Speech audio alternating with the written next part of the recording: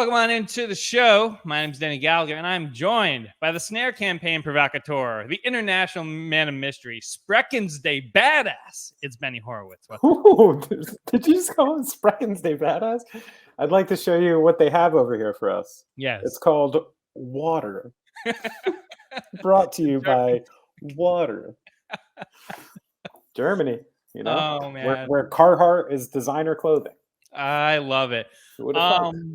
So for those of you that are just joining us, new to the program, hey, he is Gaslight Anthem drummer Benny Horowitz, and he's back on tour. He's back on the road, going out to see your pretty faces. And Benny, what's the word? How is Germany treating you? You know, it's a strange thing because I've spent so much time in this country now, you know, over the last like 10 to 15 years, like months and months at a time. I quite like it now. And even when I'm home, I get a lot of like sensory connections to here. And often if it's like a 55-degree day and I smell a cigarette, I feel like I'm in Germany. Like I have like a sensory connection that like takes me to this place. So in a strange way, there is like a romantic part of me that really digs this place and like gets into it. Traveling is a fucking nightmare right now. Everyone should know that. You know, it's just like it was hard before this, so now it's just extra hard. I sat next to a nice young man on the plane who, in context with this program, I found out after a little inquiry, was a professional basketball player. Played in Spain, played in Dubai, played in a lot of different countries. Played with Dirk when he was young. He's a German guy. And that was fun. You never know who you're going to sit next to on a plane, and that was a nice one to sit next to. What else happened? What? Did you get a name of this guy? Did. I don't want to blow him up yet. I don't think he made it pro. Kurt Heinrich. yeah. But he was very impressed with like he was dropping very, very random NBA players like that he played with, and I was like, oh yeah, that guy, 94 in the Nuggets. He's like, oh, why do you know all this? I'm like, hey, you know, we all have our passions, friend. No, so far it's good, man. The only thing I've indulged on so far is I knew it was going to happen the first time I saw a German breakfast spread filled with these delicious rolls and cheese and spreads. I'm a sucker for it, man. Every time I see one, I gain 10 pounds. I love it. Today was the finally got the gear set up. It was on a boat 2 weeks ago, and it's nice and relieving when it's actually here and set up. Things sound great. We had a nice rehearsal day today. Got through a lot of songs. It's a lot of like new crew and new people and getting acclimated, and it feels good. I think we put like a good group together, and the vibe is strong early on. I'm stoked. That's awesome. That's really cool. So like, I imagine that you've got like Broadway-esque blocking because those things take like 12 hours. You're playing the same 6 songs all over again, and they're trying to get the lighting patterns exactly right. So for the novices at home, is that kind of what, when you're setting up these things, that's kind of like? Well, I mean, the thing is like, you know, as somebody who does sound, somebody who does lights, somebody who does monitors, they don't own that stuff. It's too expensive, you know? So one of the first challenges is just even, you know, putting the gear package together that they're renting, getting it out of boxes and putting it together is literally half the battle. Just like making sure everything is there, everything is working and operational. You know, someone who does lights for us, you know, they've essentially, I was discussing with him today, he's been just obsessively listening to Gaslight since April and just knowing every little cue and every little change in a song and then programming it in his computer. Then when you get here, it transferred over to a lighting board and you start doing that. You know, it was funny with drums this time because the stuff that was over here has been in a lockup in Ireland for many years. And I didn't even know what I had, you know, so I was having people take pictures for me of like, what do I have over here? What do I have to bring? So, you know, it's like when the machine is moving, everything is pretty fluid, but I got to say re-kicking back up the machine, there's a lot of dust on it. I super imagine this is what all NBA teams went through after the lockup, where you've got your like road managers and they're not really like working on like anybody's bodies. So now they got to get that all back up and running. So that's yeah. I mean, think of those equipment managers for some of the, like, if you're an equipment manager for a football team or something, there's a lot of shit to fucking think about. Jeez. But everybody made it safely. Perkins is back with you guys. The whole Perkins. Love it. Bunch of canceled flights and stuff for different people. You know, we have people here from St. Louis, Toronto, California, Arkansas, you know, real nice mix of people. So getting them all to Essen, Germany on the same day, you know, presents a little bit of a challenge, but got it done. Got it done. He's here. He is in charge. He is Benny Horowitz. And we're about to go to this day in music history. Ah, thank goodness. Oh my God, I have the complete wrong board. That's for a whole other podcast, but we're rocking with it. I love that. What do you got? So, pretty famous one today. In '69, the Beatles shoot the photo for the Abbey Road album cover outside of the Abbey Road studios, which prompted the Paul McCartney is dead rumors. You know, the thing that, like, I didn't realize the great lengths people went to convince themselves that Paul McCartney was dead in this photo. It was like, since he was barefoot and had a cigarette, that he represented apparently a corpse in a funeral procession. Since Lennon was in white, he was the priest. Since Ringo was in black, he was the pallbearer. And since Harrison was in casual clothes, he was the gravedigger. And then apparently there's a Volkswagen Beetle parked in it, and the license plate says 28IF, as in McCartney would have been 28 years old if he were still alive. So, I always thought this was a joke because I grew up later on, but I didn't realize that in 1969, Life magazine wrote an article saying Paul is still with us to explain to people like what actually happened. Apparently they were just pressed for time. They were at the studio. They had 10 minutes to take a shot. And it was actually Paul McCartney's idea to walk across the street and do it. And and apparently he was barefoot because it was a hot day and he didn't feel like wearing his sandals. Wow, that's unbelievable. Every time we go to do one of these things, there's always some like Beatles sacrosanct that people are like, this happened, and like, here's why he's Jesus and all that stuff. So great. On this day, 69, 66? 69. Crazy. No. 69 was the shoot. Yeah. Love it. All right, Benny. So on this day in 2007, and I hope that I don't get a black bag over my head after this one, the U.S. National Musical Publishers Association, say that one 5 times fast and smoke it, joined other businesses in seeking to sue YouTube, claiming songwriters were not being properly compensated when their music appeared on the site. The legal action had combined efforts from Viacom, Nickelodeon, Paramount Pictures, and Comedy Central. So everybody squared up at the old mountain over there and was like, Les Moonves, give me my money. So this day, 2007. And you know what happened right after that? What happened? They all got together and made Vimeo. It's true. Oh, like actually. That's actually what happened. Yeah. Well, and then they run the world, and I pay them a decent chunk of change every single month. So they're smarter than us. Yeah. Meanwhile, they're this from the same group of people that brought you Vimeo. Also comes The Offer, which and Denny's Black Bag.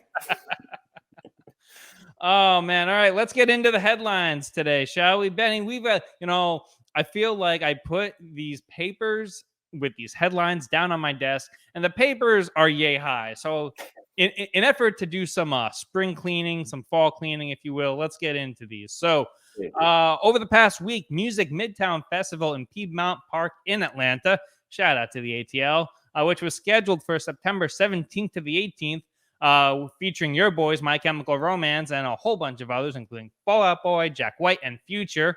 It's been called off because of changes to Georgia's gun law that prevent the festival from banning guns on publicly owned festival grounds. At first glance, the 1,000-mile view of this looking down, you're like, this is pretty cool. Music festival took a stand. They're going to lose a bunch of money, but they're taking a stand. Is it that, or is it strictly a safety thing that, hey, they just don't want guns at their festival given everything that's happening right now? from my impression, it's actually sort of neither. I don't think it's some sort of political message from the people making this concert. I don't think they really have an opinion one way or the other. And if they had such a problem with Georgia's gun laws, they wouldn't be booking shows in Georgia. So I thought that part of it was like, I didn't find them very holy. And then I think the idea that they were just going to lose money and stuff like that. I think from what I can understand, they were not allowed to protect themselves in a liability manner because of the laws of the show, and they needed more time to like sort out the way that they could protect their own asses if something were to happen at this concert. So it seemed more to me like a like weighing negatives almost from this concert company. It was like, we can do this, we can go through with it. If something happens, we're going to lose this much. If we delay it for now, if maybe we would do it another time and figure this out, we lose this much. So to me, it felt like the lesser of two knocks and not really a political statement at all. You know, I think there's a lot of states and a lot of it's a tricky thing. And I remember this happening a while ago. A lot of people stopped playing in a couple states because of various things. And one thing I found from traveling is that the alternative people and the punk rock people in these places and in these states are the most alternative and punk rock people there are. Like where I grew up, you put on skate pants and start listening to punk rock, you take a little bit of shit, but it's like, who gives a shit where we live? No one cares. You do that down there, you're fighting for your life every day. And those people like really like take a stand and do that shit. So sometimes when I see people thinking they're taking something away from a politician, who doesn't even know who the fuck your band is, and then like just these people who kind of need it for whatever reason, I don't want to support these places. And I wish I saw more artists take a stand, and it can make a difference if the artist is big enough. It really can. Like what if some conglomerate of like Taylor Swift and Coldplay and U2 and Diplo and I don't know, name a bunch of fucking people. What if a dozen of them got together? Is like, yeah, fuck you, we're not playing Texas anymore until there's a change. That's like all of a sudden you're dealing with like 100 million fans or something who might be able to take some stand, but those artists aren't willing to take those stands either. So it's tricky business. And I wish this was like some concert company being like, no, this is wrong. But as usual, just follow the money back, I think. I love that this came down to insurance and that they were like, oh no, we don't want to pay, because like insurance is like it's crazy to have that many people, and they probably either couldn't get it approved, or it was going to cost so much that they're probably paying what's that, like Axios out there in the valley that provides it. So yeah, absolutely crazy stuff. At the end of the day, that's pretty much been the theme of this podcast. Just follow the money, and that's a big motivator. Except for us two, who don't make any money. Right? Exactly. Yeah. So I guess we're the only honest men in this business. We're the only ones not run by a hedge fund. But Benny, do you want to talk about honest man? Maybe a guy that follows the money a little bit too much. Yeah. Little Conor McGregor. All right. So the UFC star Conor McGregor, I called him the UFC star like I'm 6,000. UFC star Conor McGregor will make his first foray into feature films. He's being cast in the remake of Road House that we've talked a bunch about on this pod. And when you first sent me this, I was like, oh my God, they put out Jake Gyllenhaal's out, Conor McGregor's in. What a mistake. But upon doing further research, he's just going to be in the movie, and Gyllenhaal is safe here. Absolutely audacious thing to try to recreate Roadhouse, but having Conor McGregor in it, kind of cool. I'm on board. How about you? I'm 1,000 times on board. I think this is awesome. And I'm almost certain they wouldn't tell me which character that he was going to be in the preview, but I'm almost certain who it is. And it's going to be the main henchman for the bad guys, the one who gets his throat ripped out. That's going to be McGregor. And I think it's almost like a genius PR move. You know what I mean? Conor McGregor, the heel, he goes in there, he gets his throat ripped out in a movie or something. He's not going to win in this movie. Yeah. The only one who wins in Roadhouse is Gyllenhaal and his lady. That's how it works. I'm pretty sure I mean, that's a creepy part of that movie. By the end of it, he's walking away from this burning building. There's like 10 dead people inside of it. Like he created a massacre in that town. Dalton is a murderer. Um, but I love that movie. What can I say? So I think Conor McGregor is pretty smart for taking this pivot. I mean, say what you want about the guy, and he's done a lot of weird shit and done a lot of weird shit, but he's charismatic, and and I think I actually could see him in something like this and enjoy it. And it goes back to the same thing we discussed a few months ago when Roadhouse first came up, which is not Citizen Kane. Have some fucking fun. You're making Roadhouse. Yeah. Put some UFC fighters in it. Like, who gives a shit? Like, this is good. Yeah. You remember who was in the first one? This is Patrick Swayze and Sam Elliott. You're not supposed to take this too seriously. So let's have some fun with Roadhouse. Give me Mac. My only thing with this is that I don't think Gyllenhaal's good looking enough. I don't think he's good looking enough to be Swayze. Are you kidding me?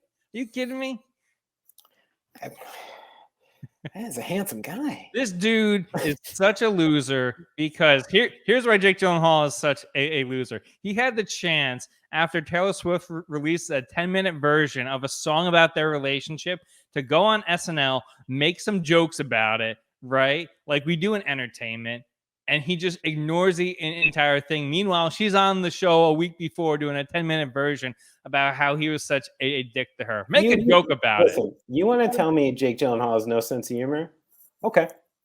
You want to tell me Jake Gyllenhaal is not handsome? No, okay. Not accepting that. Do you want to hear who Conor McGregor beat out for this role? Who else they were considering? Yeah. Ronda Rousey. Oh, that actually still might work for how I type the character. That could have been a new way to go about it. Interesting. Okay.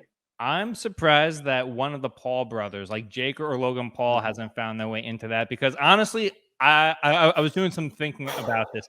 Remake all of the Swayze movies with like Jake Paul. I think you really bring in a entirely new generation. Because now maybe this is because of your youth. You're forgetting something about Patrick Swayze. He's a world-class dancer. Like a real dancer. You know what I mean? Like could have went on Broadway type dancer. Yeah. You want Jake Paul in Have Dirty you Dancing? Him doing this wrestling stuff, man?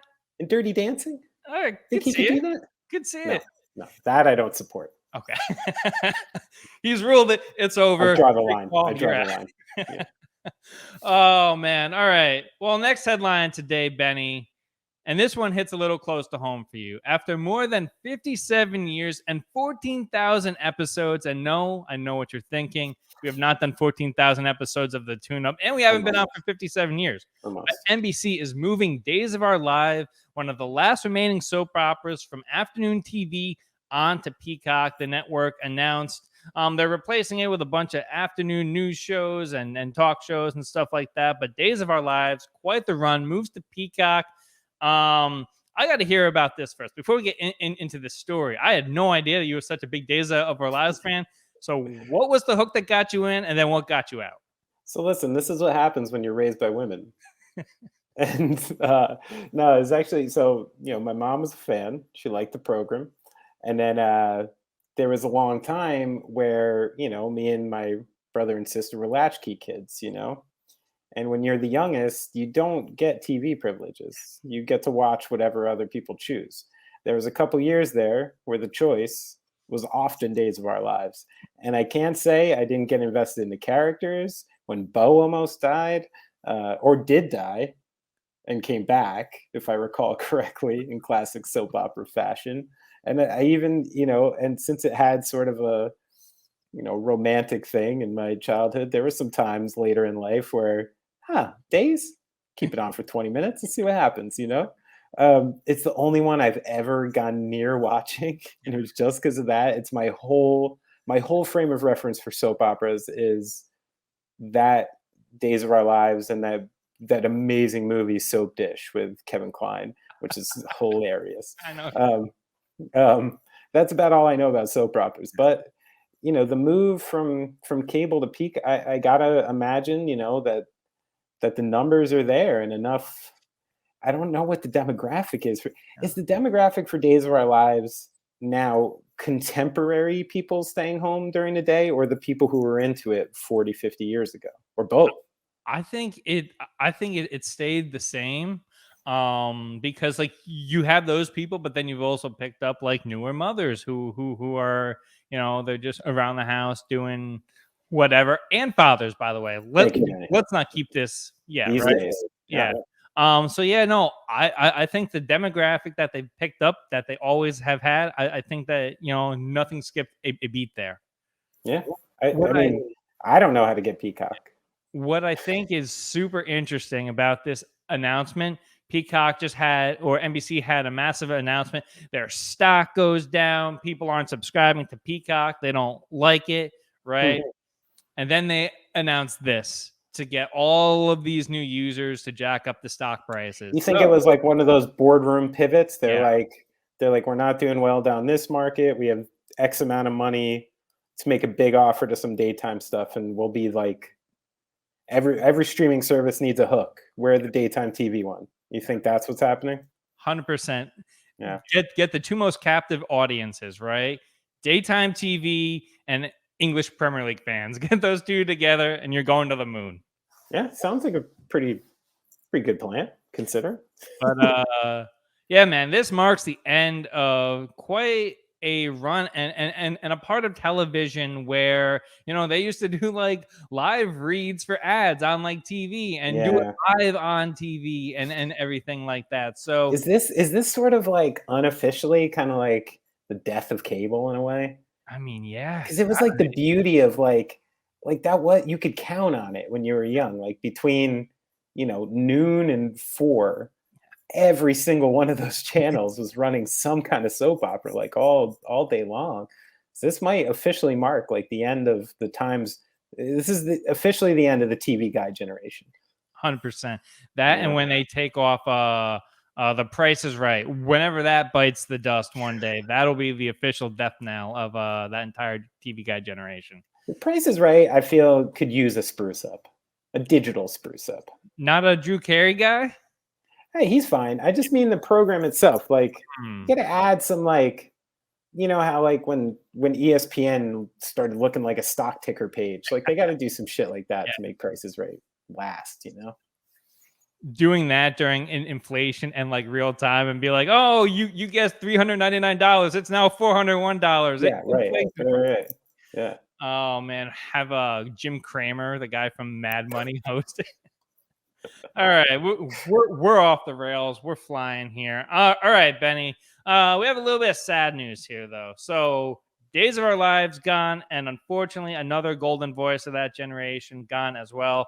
Hall of Fame broadcaster Vince Scully, whose dulcet tones have been the soundtrack for summer in both Brooklyn and Southern California as the broadcaster for the Dodgers. He passed away this past week at the age of 94. Was on the job for 67 years. That's 2 lives of like doing that job. So I love that. Unbelievable stuff. Fordham guy, started the Fordham broadcasting tree out there. But Benny, I gotta know, what is your favorite memory of Vince Scully? It's one of those strange things with Vince Scully, because it wasn't like a voice I grew up with. You know what I mean? Like it's like I always knew his name. I always knew how iconic it was. And then there would be occasionally, some great national broadcasts where you would hear this call and you're just like, whoa. I think the thing that stands out with him as opposed to like other broadcasters, especially these days sometimes, is the ability to read the game and the feeling and know when to be quiet. Like when you're like when someone hits a home run in baseball, there's something that happens in the stadium. Like people wait for home runs for like ages, and if I hear people talking over it, it always kind of like, it bothers me. I want to hear what's going on in the stadium if I'm not there. And I think Scully had an unusual knack for like putting himself into the broadcast wild, like you almost felt like you were there. And that's like an entire skill set that takes fucking 40, 50, 60 years, to master. That part of it's inspiring too. Cause sometimes even at my age, I feel like, yeah, how could I even do, like, I've done too much. We're fine. I don't have to be like, I don't have to hustle anymore. You know, I don't have to do this. And then I'm like, wait, like, I've lived 40 years, done a lot of shit. What if I got to do that again? That's crazy. And I think like people like that, like I love it. It's a lot to it boosts your sales a little when you just like, you know, these people who are just like are so committed to their craft and love it so much and love the team in this particular case that, you know, they're never going to go anywhere, and it was their life's work, and it's a great body of work to sit on this time. 100%. I mean, some of his iconic calls, Montana to Clark to win the Super Bowl. He did the Super Bowl, and then he between Buckner's legs. I can't believe what I just saw. Kirk Gibson. Yeah, right.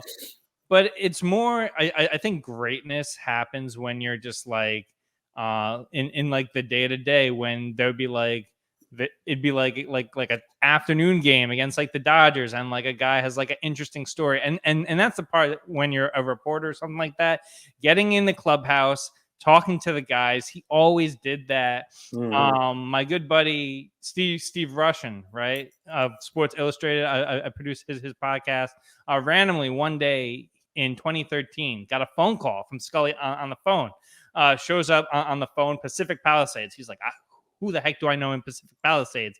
Guy calls him up because Steve wrote something nice about him in Sports Illustrated in 2013. This is a guy that doesn't have to do that. Wow. So that's just kind of the guy that Scully was, consummate professional. And yeah, just like they don't really make him like that anymore. That's cool. That's another thing to shoot for, to strive for, you know? Those little things when people take the time for the right stuff. I love that. So, and quite the stand-up comic too. Used to, yeah. Is that right? Yeah. He dabbled. But Vin Scully, we'll miss you. Scully Way will be there. Rare remaining New York Giants fan, baseball Giants fan. Oh, that's right. Yeah. Hardcore, man. I love they went to Fordham. Yeah, Polo Grounds. Love that. All right. Benny, let's get into a little bit of baseball, shall we? The trade deadline has come and gone. A bunch of moves went down. We're going to go through some of them, not too many, just to kind of get you set as you will for the rest of the way. Like if you're coming here for instant analysis, you're a little bit late, but we got to get our 2 cents in here. So, but the big deal of the MLB trade deadline, the San Diego Padres land both Juan Soto and Josh Bell in blockbuster deals with the Nationals. In return, the Nationals got their top 4 prospects. This is a big one, Benny, which sets up the Padres to have Machado, Tatis, and Juan Soto. Big 3. You came at me for my comparison of not wanting to announce any big 3s until you do something in the playoffs. But what do you make of this blockbuster deal at the trade deadline for San Diego? Well, I think I oppose the big 3 idea in baseball because it doesn't matter. Yeah, that's true. You can have 3 guys in the middle of your lineup that are the 3 best hitters in baseball, and if you can't do any of the other stuff, you're still going to lose. It doesn't work like that in basketball. So that's why I like just the concept of the big 3. I could do without in baseball. It doesn't matter. But that being said, like, it can't be overstated how much of a generational talent Juan Soto is. I know he's been, sitting there in the Nationals. He did win a World Series. People seem to forget that when he was a kid. But I mean, I seriously look at his numbers, and I'm a numbers man, and they are eye-popping. The kinds of, like, the guy's 23 years old, and he's got 400 career walks already. He like literally averages 120 walks a year and is on base 45% of the time at 23. Like people, I don't think he's going to hit his power prime till his late 20s. And when you have an eye like that, like, it's really like, it's hard to say with such a young career, but it is Ted Williams-esque and Lou Gehrig-esque with the way he just like sees the strike zone at that age and can anticipate a pitch being an inch off the plate. It's like literally a skill that can't even be developed a lot of the time, and he just has this preternatural instinct for it. So I'm a big Juan Soto fan. My first instinct would be Nationals. Like, are you fucking crazy? Like, you've already lost Max Scherzer, you've already lost Trey Turner, you lost the meat of this entire World Series. They're not exactly stacked. Like, it's not like Juan Soto's surrounded by a bunch of really promising kids right now, you know? They signed Nelson Cruz in the offseason to try to bring him over the hump and things like that. That guy's, I think, like 57 years old now.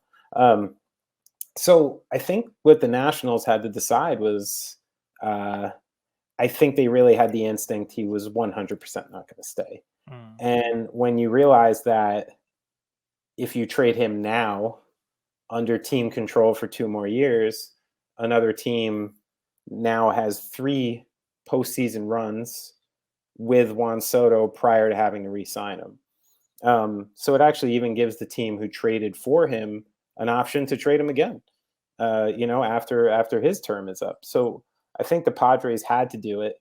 I love the GM in San Diego. Like, what fun. Baseball needed that. Baseball needed someone who's just like always willing to pull the trigger and always willing to push the envelope and like move things around. And I love that. And he fucking demolished their farm system to get him. And that's where I think the Nationals, maybe did potentially, it's a hard thing to swallow, but they potentially did optimize Juan Soto with the pieces they got back. But as always in baseball, you don't know how good this deal is going to be for like another 4 years. Yeah. Some of the prospects they got are really young. A couple are ready. Like Gore is already up and he's a nice player. Abrams was up a lot this year. He's a nice player. Could be a really nice player. So, like you might be able to tell a little quicker with this one if the Nationals struck out or not. But I think they, in a way, they had to do it. And even though it's ugly and it's going to be a fucking miserable couple of years in DC, like trying to see baseball games because there's not a lot to watch over there. What about Luke Voigt, who's like sitting on the Padres? He's like, all I got to do is like hit like 10 more home runs this year and I might win a World Series. Now he's the cleanup hitter from the Nationals. It's like, fuck. So yeah, I love that deal. I think it's too much fun. And San Diego set up for a run. They got good pitching. They added your boy Hader. And like I think at this point they're just trying to compete with the Dodgers over there, and it's basically an arms race in Southern California. I fundamentally don't understand baseball GMs. I don't get. I mean, was this the best deal you could have gotten for arguably a guy who's going to enter the best, be the best player in baseball in a few years? I'm not so sure. 2 years of control. Like if LeBron is walking in like a year, teams may be like okay, like maybe like let's do everything to keep him happy. So I don't understand, and especially like the Hader deal that you mentioned. Brewers are in contention to make a playoff run, and they trade him to a team that they may or may not see in the postseason. I don't get what baseball. Yeah, I didn't get that. It really felt like, yes, Josh Hader would have been or will be the highest paid relief pitcher in baseball next year. Yeah. But he's a top 3 closer in baseball, and it's the going market, and you're trying to win in the playoffs. I didn't really get that either. That's that seemed like a wash. The only thing I could think was that Milwaukee really sees something in that Devin Williams or something that he can really close instead. But that seemed like a strange move to me as well. Their GM, David Stearns, talks about having as many bites at the apple as possible, which I guess means being in the playoffs and like trying to extend that window. So I guess the prospects that they got back make that window a little bit wider. I don't know. It seems like some Moneyball stuff to me. Yeah, I didn't quite get it, but yeah, like as you said, it's probably something just below the surface that made that one. But these are the things we never know. Maybe Josh Hader's an asshole. Yeah, like it might just be something like that. Like, all right. Another deal that's kind of intertwined with that. Eric Hosmer was supposed to go back to DC in the Padres deal. He did not do so. Next it. And now he's going to the Red Sox. Not sure that he helps Boston at all right now. But thoughts on Hosmer refusing to go to DC and wanting to go to Boston instead? I mean, I get it for Hosmer, and if he has the control to do that, he might as well, like he's these days he's a low to middle tier hitter, and he's a small upgrade for Boston. I mean, they needed somebody, but Hosmer really hasn't shown much. I'm a Hosmer fan. I really was pulling for that guy, and just lost too much pop at his position to really be, a super, super useful or impactful player. I don't think that one moves the needle very much. Yeah. Fielder's choice here. Do you want to talk Drury to the Padres or Noah Syndergaard to the Phillies? Neither. Neither. What about the Yanks ads? Oh yeah, Merrifield to the Jays is a good one. Added Bader, Yanks. Yeah. Syndergaard doesn't matter. What was the other one you said? Drury's actually a nice pickup too. Yeah. They had to give away their number 6 prospect to get him. Reds got Victor Acosta as the Reds continue to do whatever the heck the Reds are trying to do here. But pretty much is the sum of all of this. Padres playing Steinbrenner ball, and the Yanks are just like being submissive. So what do you give? What odds do you give the Padres to get through now? Oh man, see, I don't know, because like this is gonna be this. The Dodgers, Padres, if we get a postseason series, this is going to be like Yankees, Astros. This is going to be like Yankees, Sox from back in the day. Just boodles of fun. I think someone funky is going to step in there. And also, the Dodgers went ahead and did not add to their starting rotation, which I thought they were going to address. And quickly after the trade deadline, Clayton Kershaw seems to have gone down again, and maybe with a funky injury. They already have Walker Buehler down. So I think the Dodgers right now are a little short on starting pitching, and they probably should have addressed that in the before the trade deadline.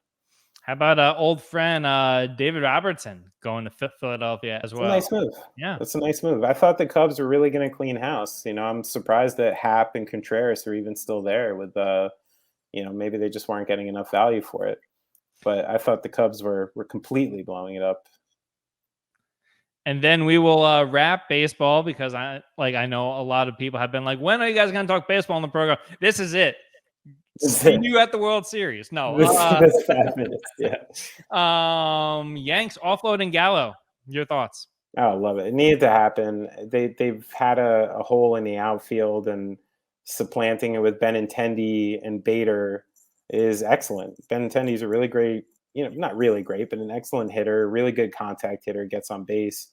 Bader's an excellent defender and who gives the Yankees some speed, which they need. I thought those were great moves. They pulled this Efros kid from the Cubs, 28-year-old rookie reliever who's been pitching really well, and he has 5 years of team control left. The Yankees didn't give up much for him. And then they go and grab Montas from the A's, who I think is immediately our number 2 starter. And they did all this without giving up Dominguez, without giving up Anthony Volpe and all their major prospects. So I think the Yankees had a great trade deadline. They really, like, any need you saw the Yankees having going into it, they addressed. And I think they put themselves in a good position. Only time will tell. We'll see what the Yanks and all these teams are able to do in the postseason. But for right now, odds on we see a Yankees-Dodgers World Series this year. No? Yeah. I gotta say, if you asked me a while ago, I'm me, I love pitching. Yeah. And the Dodgers seem short on it right now. And unless something else happens, I'm concerned about the Dodgers' ability to get through some really, really tough series without like somebody in the 3 or 4 starter spots that I trust. All right, but Yankees, I mean, shit. Yeah. I mean, Aaron Judge is like, I haven't seen somebody make such a clear MVP run in a long time. There is no one close to him in most of the statistical categories. He really jumped up on everything. Yankees are doing so good. As I mentioned on this show a while ago, I was like, I'm done with Aaron Judge. I think he's going to leave anyway. This might be one of the greatest bets on yourself I've ever seen. And he is going to make a fucking boatload. Jesus. A Jimmy Butler level of bet on yourself. And I mean, to turn down that contract and to be like, nah, fuck you. I'm going to make it $100 million richer by doing this. And then clearly doing it without any question. It's impressive. Pay the man. Pay the man. All right, Benny. Last headline today. This happened last Sunday, but we got to get to it. Obliged to get to it. Bill Russell, the cornerstone of the Boston Celtics dynasty, the all-time winningest champion in the history of American professional sports with 11 titles, died last Sunday. The Hall of Famer was 88 years old. And this has me thinking, we'll get to the legacy stuff in a little bit. I heard a lot of conjecture this week, a lot of speculation about whether the NBA should retire the number 6 for what Russell stands for, both on the court as a champion, off the court as a social justice warrior, and as the league's first ever black head coach. So breaking all of the barriers, breaking all of the records. So should the NBA retire number 6 as a number? It's interesting. I hadn't thought of that, but one of the references I was going to even talk about is the fact that, Bill Russell didn't exactly break the color line as a player, but he was so early and so impactful and so strong and outspoken at the same time. And then, as you said, the first black head coach, like a lot of his career felt Jackie Robinson-esque to me. And that's what baseball did with him. And, I think the paying homage to Jackie Robinson in baseball has shed a lot of light on something, and it keeps it going like year after year. And year after year, you wonder, why are they wearing 42? Like, what's going on? So I actually quite like it. And I think that's a great idea for the NBA to do something like that, because the things you could highlight via Bill Russell's career on and off the court are super important. Even the idea that kids 20 years from now will be like, oh, who is this guy? He was the greatest team player in the history of basketball, which is something like old men like me always enjoy. Like Bill Russell seems like he was the best teammate in the history of basketball. Maybe not, maybe he'd get on you or something, but like, when you have someone just so committed to team and winning and having these battles with such like great play, like what I would pay to just be in the building for one of those Wilt Russell battles, just to see it, like how cool. So I love that idea of the permanent 6. I think that's great.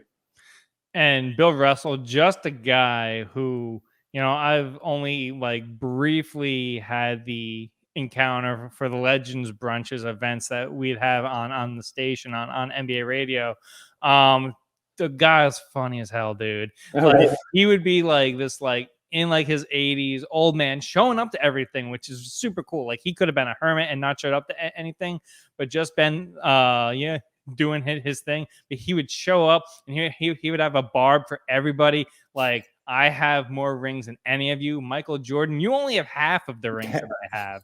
Like, I could kick your ass, So just an all-time great guy. Funny as hell, man. That's awesome. And dude, it's crazy. Like, is there any player you look at in any sport right now and actually go, oh, I think they could win 11? Like, it seems so far. It's like a Joe DiMaggio type record. It seems like so impossible that anybody's going to get anywhere near that. And, like, especially with the way, professional sports is now and all the movement and the things, like, that's one of those records that's hard to see being broken. Yeah.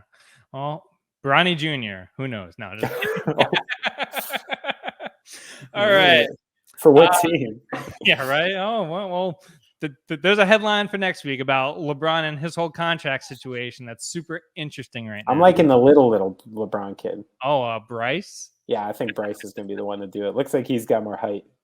Oh, man. By the way, I got to say this just on the LeBron front, because we can't get out of here with talking about LeBron.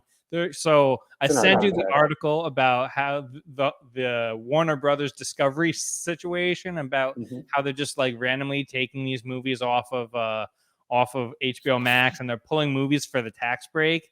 They shut down LeBron's remake or reboot of House Party. They axed it. Really? Yeah. Not getting made? Apparently it's like already been made. So like I guess they're just trying to take the tax benefit, but I don't know why you'd want to piss off LeBron if you're Warner Brothers. It He's must be celebrating bad, huh? Yeah. Must be a bad movie. Yeah.